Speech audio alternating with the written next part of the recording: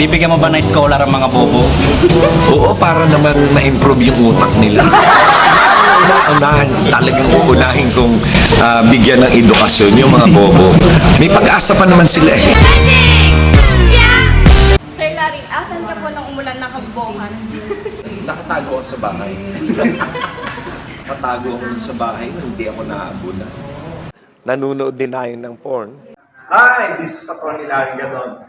Ang mga sumusuporta sa Ilocano Defenders Organization ay hindi bobo! Pinakasikat at pinakamatapang na attorney Larry Gadon at ipaglalaban daw ang lahat at ipaglalaban si BBM. So ready ka na po ba sa pastok, attorney Yes. Larry? Oo. Ayan. So ito ang ating first question. What's your stand on same-sex marriage for LGBT? Pwede ang partnership. Oo, kasi ako ay kahit na ako ay barumbado, I still believe in God and I still believe in the teachings of the Bible. Ang marriage should only be between male and female. Marriage yon. Now, we will not prevent same-sex to love one another. O maganda yan, magmahalan, no?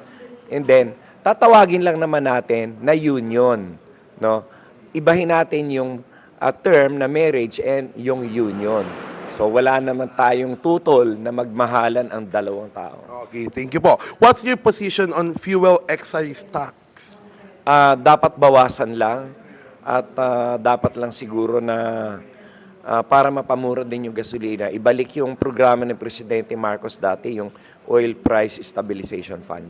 So what's your stand on contraceptives? Nasa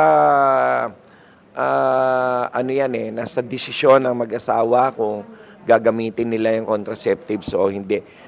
Hindi naman yan pagsikil o pagpatay sa mga bata, kundi yung pag-iwas muna.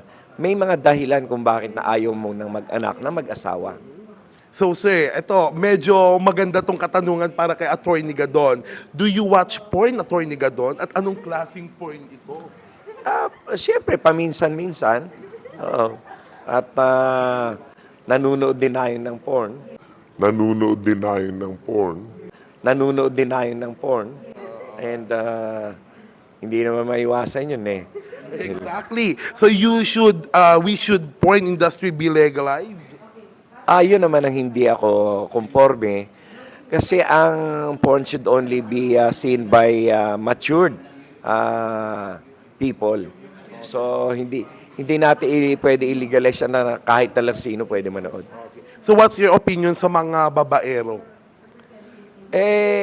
Bahala kayo sa buhay nyo.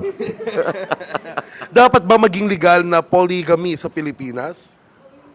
Hindi, sapagkat taliwas yan sa itinuturo ng ating konsepto sa marriage. So, hindi ako naniniwala dyan sa polygamy.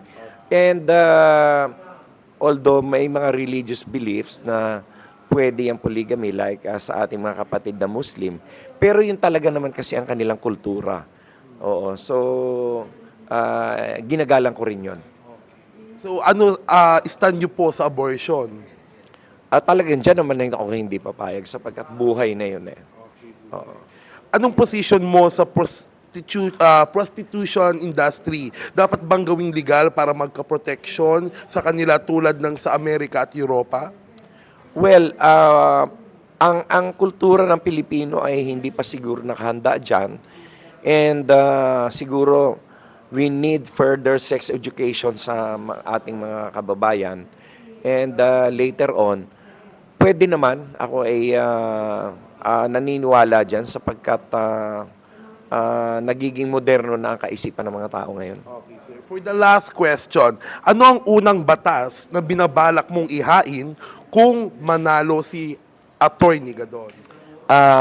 Gusto kong magpanukala ng mga batas na makakapagbago amyenda ng Constitution para payagan ang foreign direct investment sa atin sapagkat kinakailangan natin buhayin ng ating industriya para makalikha tayo ng mga trabaho para sa ating mga kababayan. So maraming salamat to Attorney Gadon, ang pinakasikat at pinakamatapang na attorney sa balat ng lupa na nakilala ko, ayan, at galit sa mga tanga at bobo, ayan. So ito ulit, once again, Ilocano Defenders Organization with Attorney Larry Gadon.